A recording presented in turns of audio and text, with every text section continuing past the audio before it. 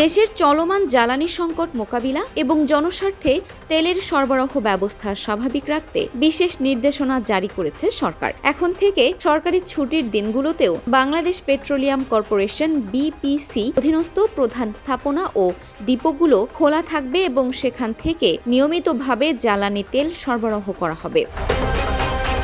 জনগণের চাহিদা মেটাতে জ্বালানি তেলের মজুদ ও সরবরাহ সমুন্নত রাখা সরকারের অন্যতম অগ্রাধিকার।